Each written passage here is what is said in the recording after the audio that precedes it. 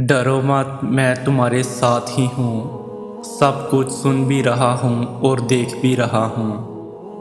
کچھ باتیں انسان اللہ کے سوا کسی سے نہیں کرتا، کیونکہ وہ سمجھ چکا ہوتا ہے کہ یہ عارضی دنیا نے نہیں سمجھنا۔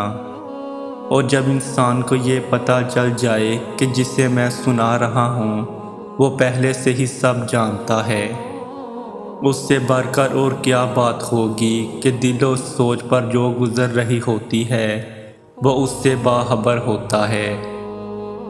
ہمارے اکیلے ہو جانے پر، دنیا کے رت جانے پر وہی تو ساتھ ہوتا ہے، دل بن کر، دعا بن کر۔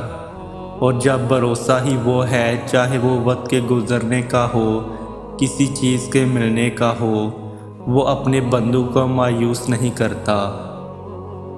کچھ چیزوں کے ملنے پر، وقت کے صحیح وقت پہ گزرنے پر وسیلے بنا رہا ہوتا ہے، وہ سب دیکھ رہا ہوتا ہے، وہ سب سن رہا ہوتا ہے۔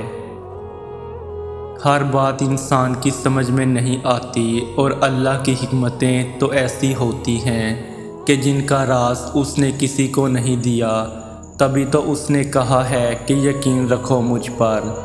جیسے وہ کسی کو نظر تو نہیں آتا، مگر پھر بھی ہم اس یقین کے ساتھ اسے محسوس کرتے ہیں کہ وہ ہر جگہ ہے، ہر چیز میں اس کا نور موجود ہے۔ اور جب ہم اس بات کا یقین کر لیتے ہیں تو واقعی وہ ہمیں ہر طرف دکھائی دینے لگتا ہے۔ ہم جیسا اس کا گمان کرتے ہیں ہمیں وہ اسی روپ میں ملتا ہے۔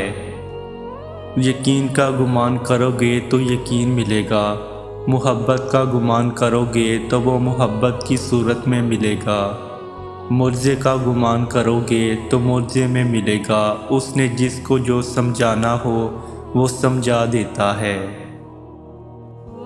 اللہ کو سب کچھ معلوم ہے، وہ سب کچھ جاننے والا ہے۔ جب تم کسی کے ساتھ کچھ برا کرتے ہو یا کسی کے ساتھ کچھ اچھا کرتے ہو تب وہ تمہیں دیکھتا ہے، اور جب تم کسی سے کوئی بات کرتے ہو یا جب ہزاروں باتوں کے بعد بھی کچھ نہیں کر پاتے وہ تب بھی تمہیں سنتا ہے۔ تمہیں لگتا ہے تمہیں کوئی سمجھ نہیں سکتا، کوئی تمہاری طرف کو دیکھ نہیں سکتا، مگر اللہ تمہیں سمجھتا ہے، تمہیں دیکھتا ہے، تمہاری تکلیف کو جانتا ہے۔